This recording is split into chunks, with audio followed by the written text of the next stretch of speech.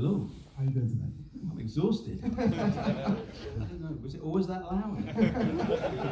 I heard that was the first time you watched it since the premiere screening on the big screen. On the big screen, yeah. I mean, obviously, like a lot of people, it's on TV and you stroll past and see a few minutes of it, but I've never actually sat down and watched it from beginning to end, and not on the big screen, and it is flipping loud, isn't it? It's also flipping good, am I right? Yeah. Thank you. So, this is your first feature film. I've heard that you had a decision to make because you had to choose between a comedy, a spy thriller from Europe, and Con Air.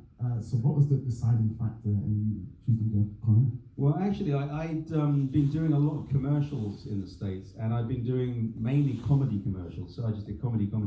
And because it had actors in it and stories, and it wasn't cars or models on beaches, and so I did comedy commercials to practice, really. But I was so burnt out doing so much comedy when I had to decide, because I was starting to get offers from studios for films, and they were often comedies or things like that. And so I deliberately didn't choose a comedy because I was so sick of it, and went, okay, that's an action film. But it was also the characters were so good that just the names alone drew me in, like Sally Can't Dance and Cyrus the Virus and Diamond Dog, etc., etc. But in the end, I sort of ended up making a comedy anyway, I think. So, but with a lot of action in the background. So I couldn't really turn that muscle off. So, but I was happy with the decision in the end. I think you made the right one. You got in on the ground floor of Nicolas Cage, the action star, because you had The Rock, then Con Air, then Face Off, which is just an incredible movie run. What made you think that Nicolas Cage would be the perfect actor star for this movie?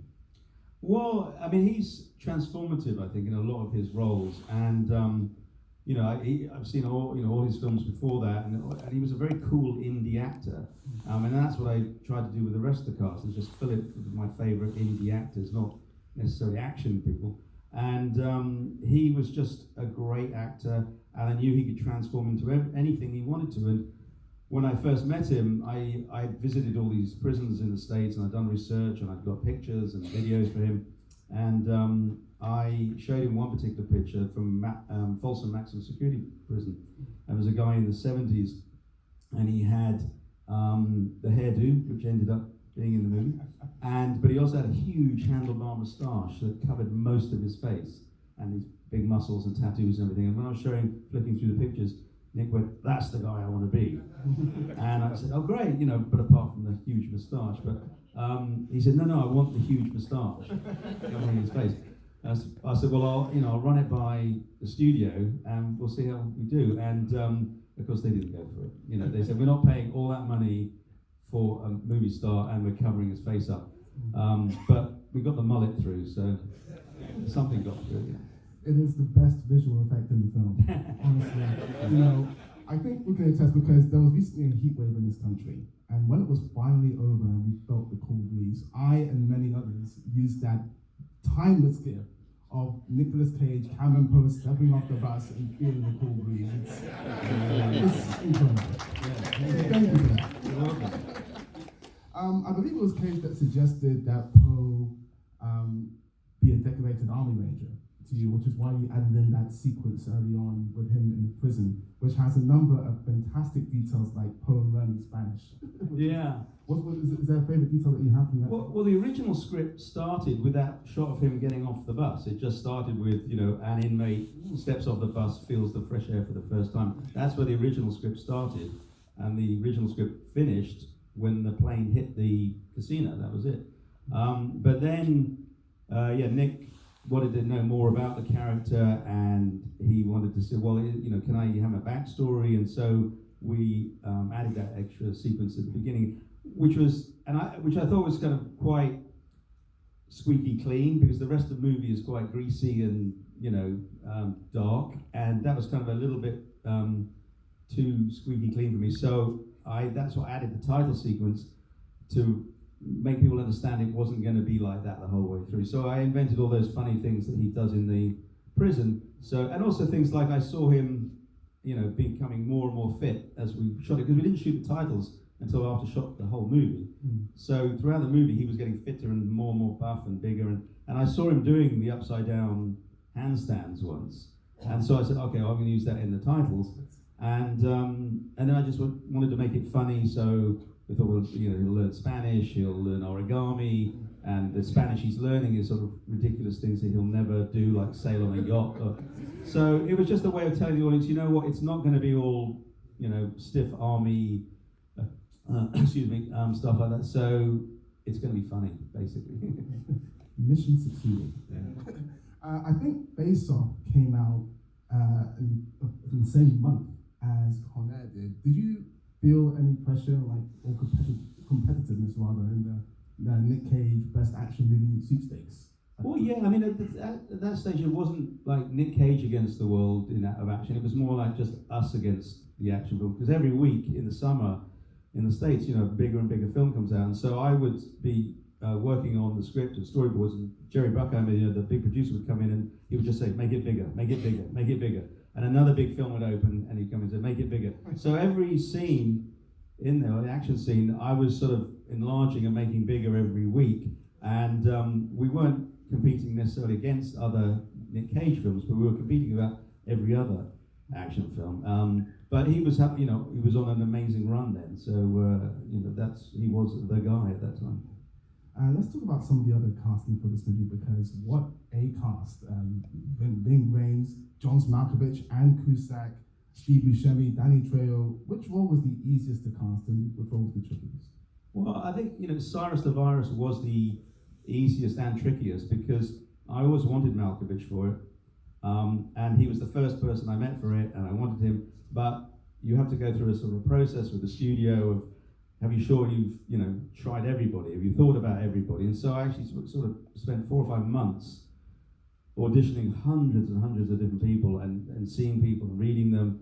And it wasn't actually until we had already started filming, 2 days into filming, that they finally gave in and said, okay, you can have Malkovich. And we got him on a plane, and you know, we were already shooting when he arrived. So for me, it was always him, and luckily it ended up being him. And the easiest? Well, I don't know what the easiest. People were sort of very keen to be in it. I mean, I had no trouble getting people interested. Well, one reason is, you know, it's such a fun script, and it's great dialogue for them to say, and great character names. I mean, half the time an actor goes, "What's my name?" You know, and it's like that, and they imagine what they're going to be from the name. And the other thing was, you know, it was Jerry Bruckheimer was the producer. It was a Disney movie. I had quite a big checkbook behind me to pay them. So, you know, luckily Jerry said, you know, just get whoever you want, the actors you like the best. And so I went after all my favorite independent film actors, but I was able to pay them 4 times what they'd ever been paid before, so no one could say no. And so it was a dream. So actually it was very easy to cut. The hardest part was turning down great people who were coming in, but there just weren't enough roles. You know, everyone was going to only end up with 1 line each if I cast every great person who came along.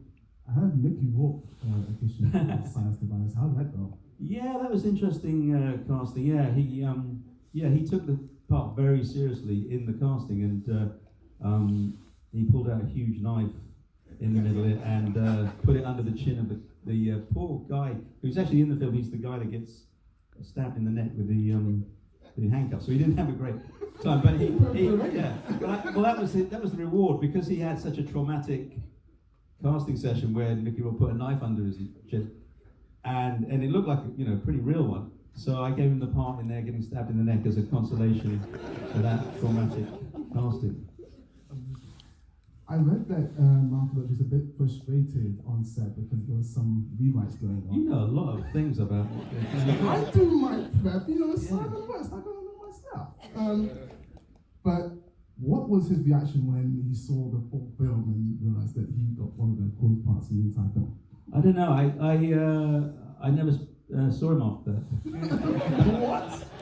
No, that's not true. I did have lunch with him. The main thing, the main thing was he had a holiday booked in the middle of the film, and someone said, "Oh yeah, you can go on holiday for 2 weeks in the middle of the film." But if you see, there's so much going on. When he turned up and said, "You know, I'm leaving in 2 weeks to go on holiday." I said, I don't think so. You know, there's a huge. We've got to crash a plane. We've got to smash up cars. You've got to fight. You know, so I think it wasn't anything to do with script or creative. It's just he was miffed that he missed his holiday. That was it. No, I'm going to say fair play to that. Yeah. Holidays are nice. I don't go on much myself now. Holidays are nice. That's all I hear. One of my favorite things in this movie is when you list all the rap sheets of the prisoners. It's so much fun. Do you have any favorite detail from that?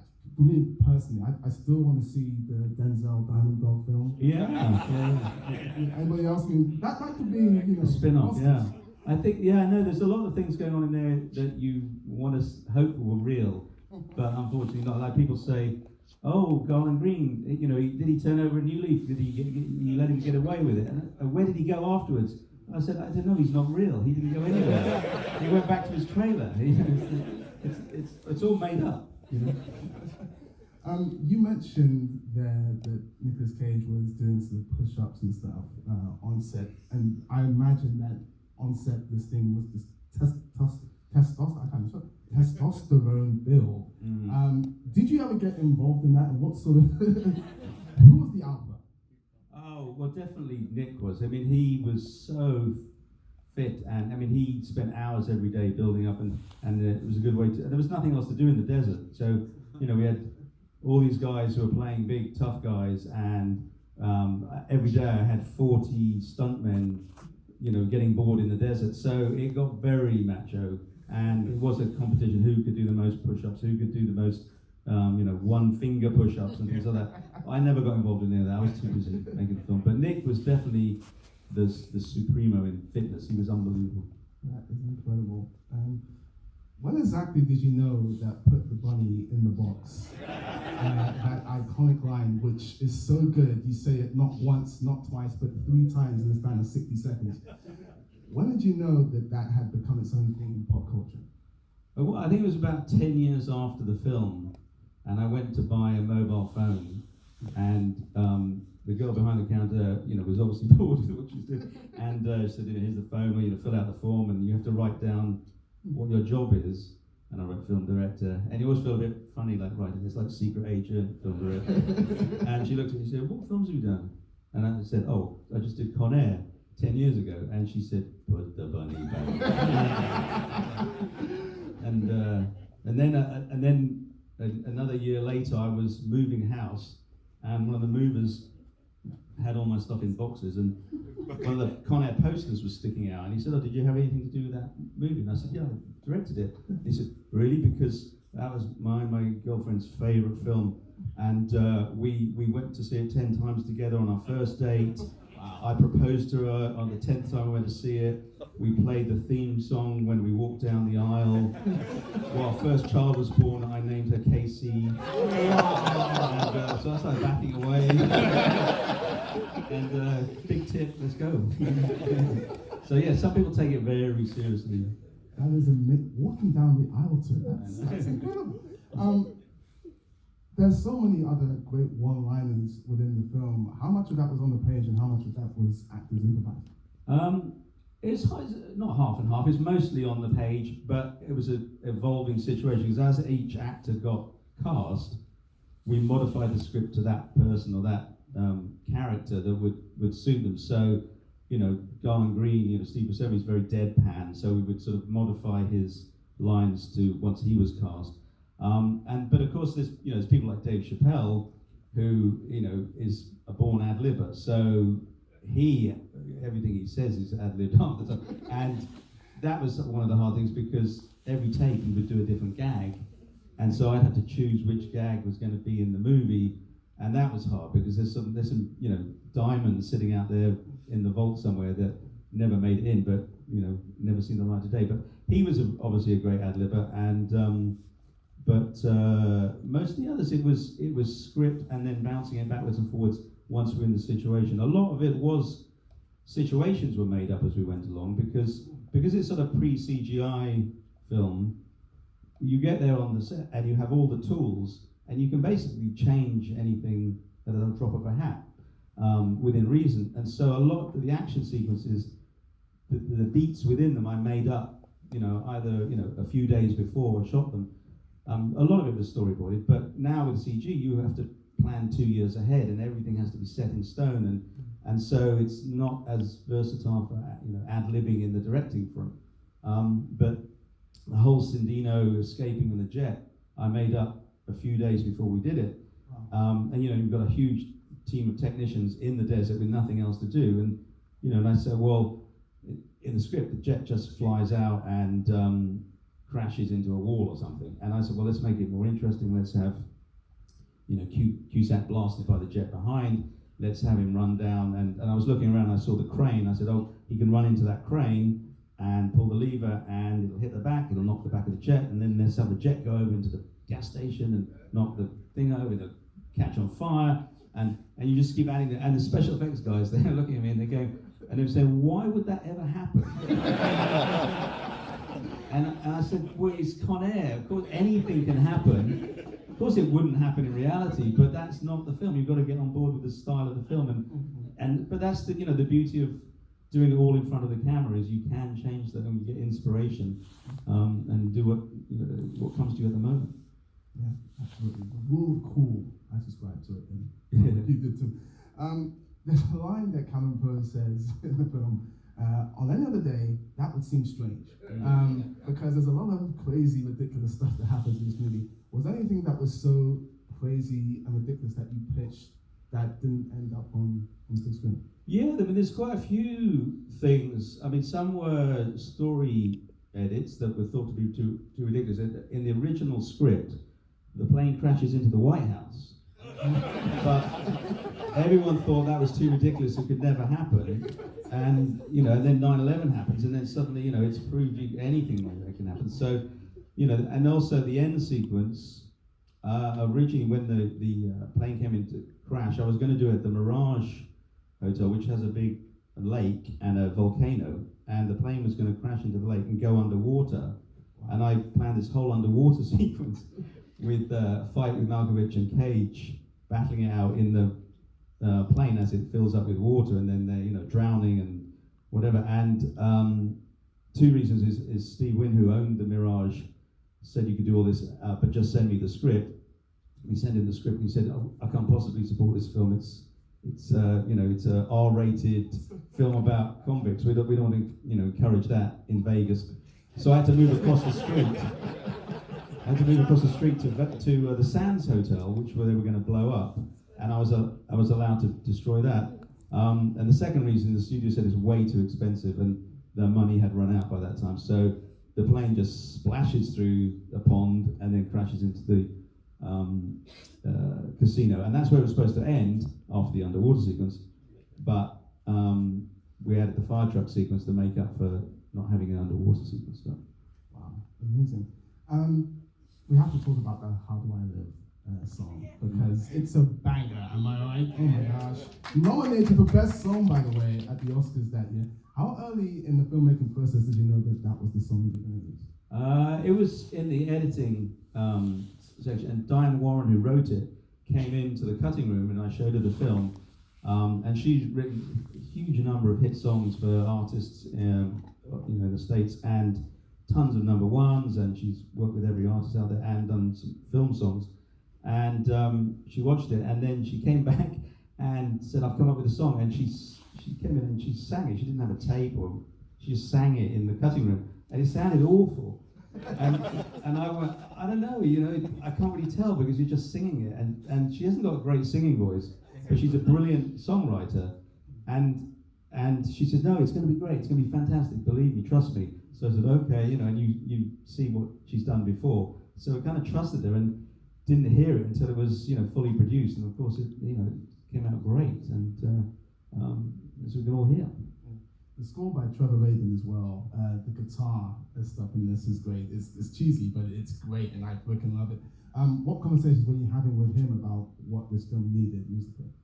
Well, to me, the film is a real Americana, kind of blue-collar, southern kind of vibe to it, and so it's not going to have an orchestral score, and I'm certainly not going to do any sort of bluegrass thing like that. And so I always knew it was going to have Sweet Home Alabama in it, and I said, well, let's take that as a sort of tonal, vocabulary, and you're going to end up with a hard electric guitar because that's the sound, and it sort of suited the look of the guys and the environment, and so he just went nuts with his guitar, and it sort of complements the songs that are in there. It's sort of all part of the same world.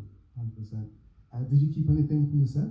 I wish I kept the bunny, but at the time it wasn't considered that important, the bunny. And I have to say, there wasn't just one bunny, obviously, there was many bunnies because they'd only last a certain amount of time. And also, when we showed the film, they tested it, everybody said, well, how did he get the bunny back? How did he get the bunny back? And that's why I had to shoot the bunny going down the drain and him catching the bunny, because everyone was they weren't upset about any of the people that got killed or any of the humans or anything in that. They were just upset about how did he get that bunny back, because we need the bunny. And so I plugged that hole. And but that's the one thing I wish I'd kept one of the bunnies at least. Oh man, I'm sad for you. But I do have some Conair peanuts off the plane. 25 years old, unopened. And long may that stay. Long may stay that way. How do you feel about the reception the film gets now compared to the reception then? Because I believe the reviews were a bit mixed at the time, right? Yeah, I mean, at the time, I don't think people understood it, and I'm not sure I understood it really, but it was another action film. And, in the summer, in those days, there's an action film coming out every week, and so it got bundled, I think, with, all the others. And it did well at the box office, and also, talking to Jerry Bruckheimer, he says, what you don't want is good reviews, because the public don't care about reviews, and they just go and if they like it, and the film critics will always hate his films, he says. So you're on a good track if the critics don't like it. But I think what happened is over the years people have got more nostalgic about it, and it's got more repeatable, and I think they see more detail in it. The characters. I think it's the characters really, because we've all seen a million action sequences, but I think it's just the people in it are interesting, and that's what makes it last, is because people are more interested in people than just blowing things up. Absolutely. Honestly, I see this film on a lot of guilty pleasure lists. I've never liked that term. I like what I like. I not feel guilty about it, and I love this film, so it's just a pleasure for me. This is the first thing you see in The Unbearable Weight of Massive Talent, which is the Nicolas Cage film from this year. What was your reaction when you found out about that? I was really flattered. I haven't seen it. I really want to see it, because I love Nick Cage films anyway, but that sounded like an incredible vehicle for him, and he is larger than life, and so I'm looking forward to seeing it, but I'm very flattered really, because it's an honor to be in another Nick Cage film. Mm-hmm. I'm going to open it up to questions in a few minutes, so if you do have a question, make sure your hand is raised nice and high, and we have some very nice that we'll get to you. We recently had July 14th, which is official Con Air Day. Do you ever do anything to... I did not know that. It is, isn't it? July 14th, Con Air Day. I did not know that. Yeah. Well, I was going to say... I don't spend my life doing Con Air stuff. This is like once every 25 years. I have made 10 other films since then. Yeah, but I didn't know. What do they do on July 14th? I don't know. What do you guys do on July 14th? There you go. Well, you need to make July 14th Con Air tradition in your house. This was your first feature film. What did you learn making this? What was the big lesson that you learned making this that you've taken on to all the other films you've made with it? I learned everything on this film. I'd shot a lot of commercials, and so I knew technically how to shoot film, for that sort of thing. But I learned, I'd never filmed anyone firing a gun, I'd never filmed anyone throwing a punch, I'd never done any of this stuff. So I'd never dealt with a cast that accomplished or that big. So I learned absolutely everything on it. I learned also to pace myself, because I think I was exhausted after the first day on this, and it was a 100-day shoot. And after the first day, I didn't think I could do any more days. And day 30, I really didn't think I could do any more. And I knew I had another 70 days to go. But it's learning to pace yourself and realize you can't do everything every day, and that there's a lot of really talented people around you to delegate and help. And when you first do your first film, you try and do everything yourself, and that's not possible. So you need like great teams around you. So, but thank goodness, I got away with it on the first one because I learned everything and I use it on all the other films now. Fantastic.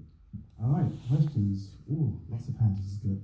Let us go to that gentleman over there. Yep. Well, hello, can you hear me? Yeah. The first one is, well, it's like an observation and then with an actual question. Please keep it just a question if we can. Okay, okay. Alright, well, the observation, Please, you can just get it'll be only take a time. second. So, we know about the backstory of the character Johnny 23, Danny Trejo's story, yeah? Yeah. And I get really involved with sort of cinematic universes.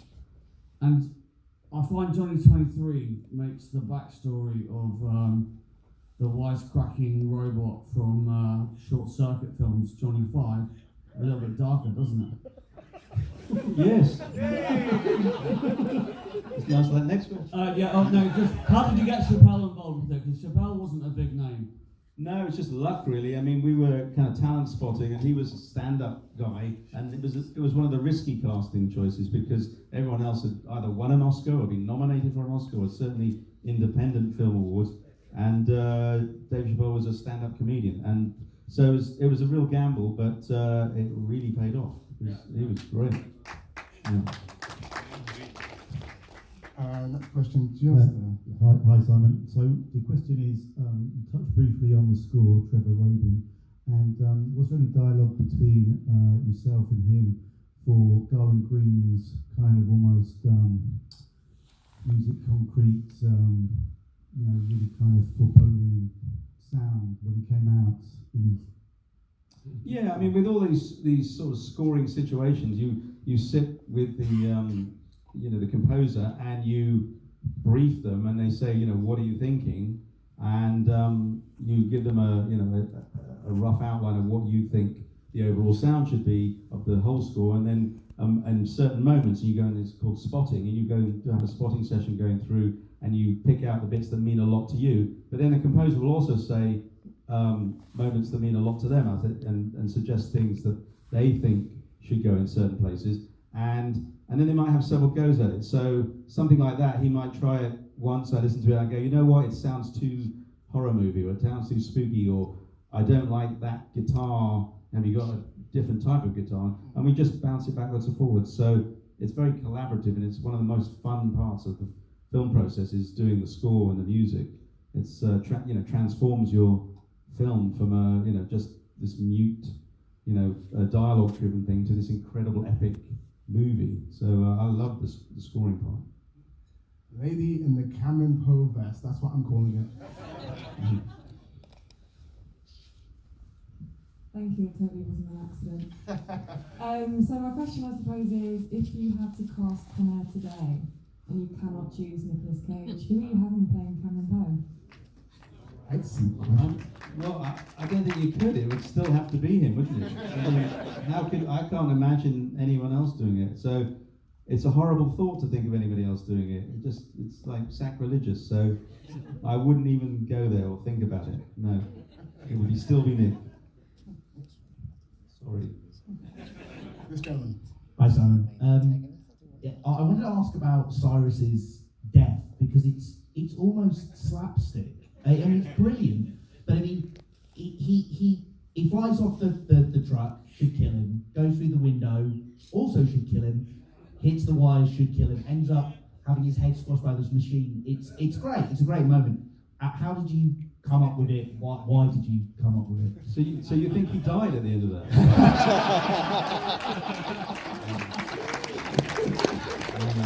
No. There's a sequel.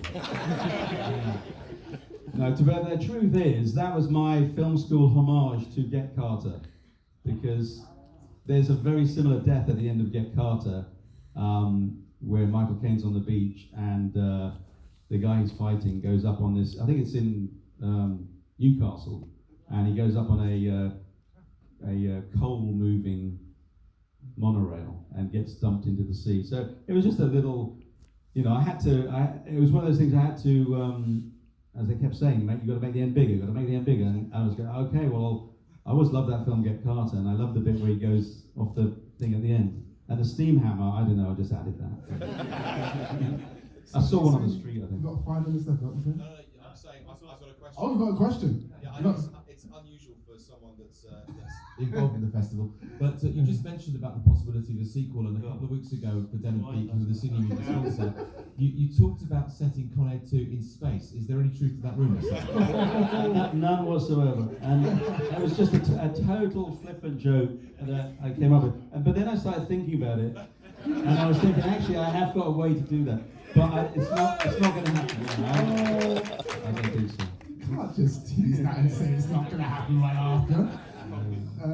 Yes, okay, this guy's had his hand on the ball. Can you get on the mic, please? Thank you.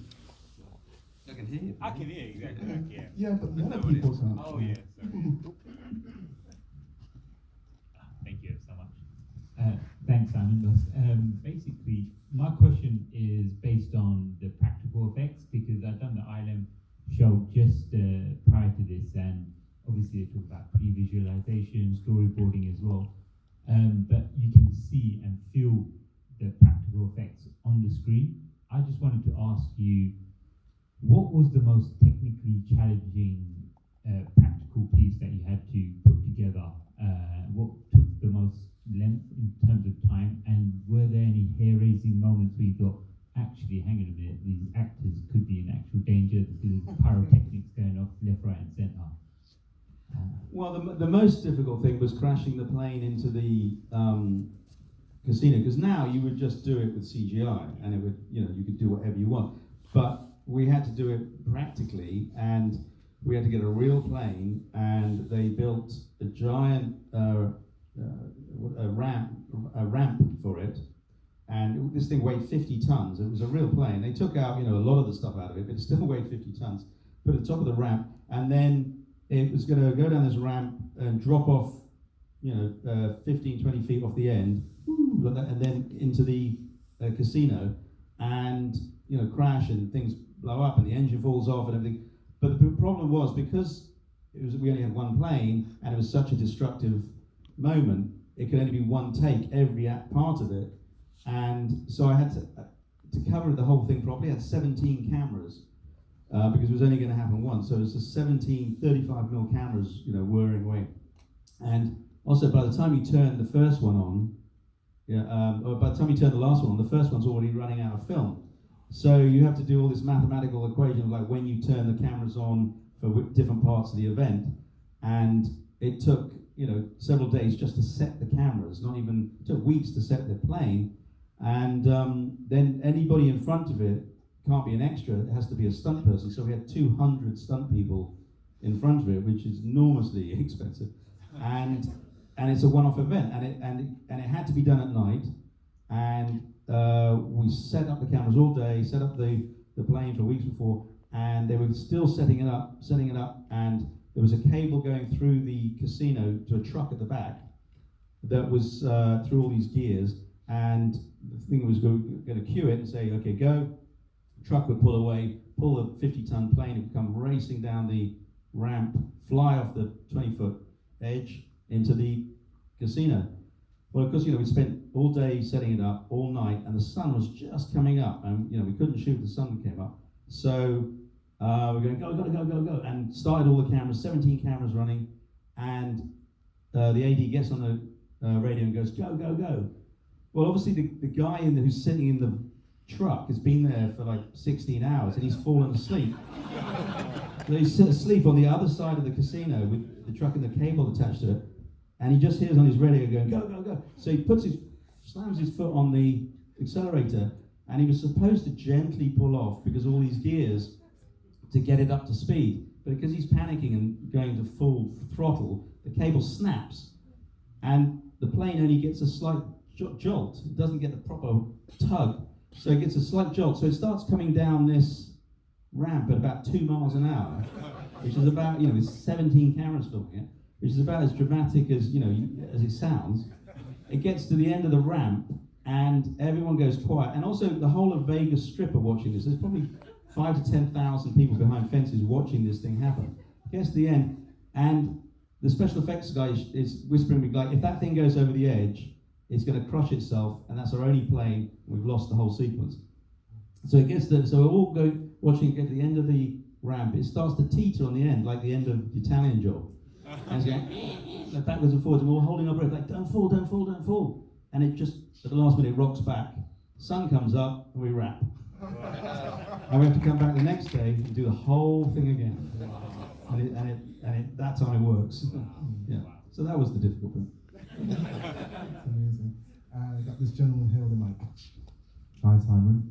I wanted to ask, I guess, specifically on this film, but I'll be grateful for your opinion, in terms of your career as a director as well. Are there things you'd like to see in an actor, and are there things you genuinely just hate to see in an actor? In an actor? Yeah, that you're working with. Well, one of the things I did learn on this was, I managed to get a cast at an incredibly high level of talent. So I didn't have to do too much, because the last thing, you just want to get out of the way and create the environment that gets the best performance out of them. So what I learned is that, you get the best actor you can, and if they're really good at it, you don't have to do very much. But I also learned that you've got to adapt to their techniques, because I had a scene with Cusack, Cage, and Malkovich, and they all have completely different acting techniques. Like Nick goes off and prepares for days and days, and up all night. He comes in like he's bursting to do the scene. So you set up really quickly because you can see he just wants to get it out. You do a couple of takes, and he's so on it and so prepared that it's no point doing more than 2 or 3 takes because they're all quite similar. I mean, you can change them technically because you say, well, I need the camera here and I need the light there, but performance-wise, he's worked it out to the nth degree. Then Cusack comes in and he needs a lot of takes to get up the energy. So I learned not to turn the camera on for him, not to turn the camera off. So he would do a take, run around the back of the camera, do it again, run around the back of the camera, do it again, until the camera ran out of film. And because he gets better and better and better really fast and take it. And then Malkovich comes in and he appears not to have read the script. And I show it to him, and he goes, oh, that's interesting. Okay, we'll do that. And then he thinks about it a little bit, and then he does something, and it's really, Malkovich brilliant. And you go, oh, that's great. Well, let's try another one just so I've got, safety. Second time, he does something completely different. I mean, a different voice, a different accent. And you go, okay, and then he does a third take, and it's absolutely full of obscenities. And you think, I cannot use any of this in the film. And then you do another one, and he's doing something, again, crazy, bouncing off the walls or something. And so you have 5 or 6 takes that do not match and are completely different characters that he sort of appears to have made up on the moment. He probably had been studying and said, I'll do these 6. But to me, it looked like he hadn't read the script. And then when I'm in editing, I'm going through these various takes, and I'm seeing these sort of mad, crazy things he does. And I'm going, actually, this is going to really suit his character. And so I started actually using some of the stuff I never thought I would have his, because it's really interesting. Like the little girl voice he did when he's reading the letter out. That was like a total shock. He was just supposed to sort of mention July 14th, once. Last question. And Did you have fun? Did you have fun filming it? No. Fun is a different. No, I mean the writer came up to me before, the day before, and said, "Are you excited?" And I said, "No, I'm not excited. I'm kind of stressed and terrified. I'm not excited. I'd be excited now, but because I'm more, confident and know what I'm doing more relaxed. But there's lots of. If you watch the making of, it looks like I was having a lot of fun. So they just edit all the bits where I'm laughing and talking to the actors. But most of the time, it's a lot of stress. And in Hollywood, I don't know if they still do, but at that time, they have a list of your replacements. If for the first 2 weeks rushes don't look good, which I didn't know at the time, so they already know who they're going to move on to if they don't like it after 2 weeks. And I'm really glad I didn't know that, because it'd be extra stress. But it's a big responsibility. There's hundreds of people, a lot of personalities, and then you're trying to be creative at the same time. is very difficult. But the more you do it, the more fun it becomes, to be honest. I have much more fun now than I did with that. It's fun when it's over. It's satisfying more than fun. It's very satisfying when it's finished. With that, there's only one thing left to say. Simon, when I started this Q&A, there were only two people across it. One of them was me, the other one wasn't you, but now, there are three people like this. Ladies and gentlemen, Simon West!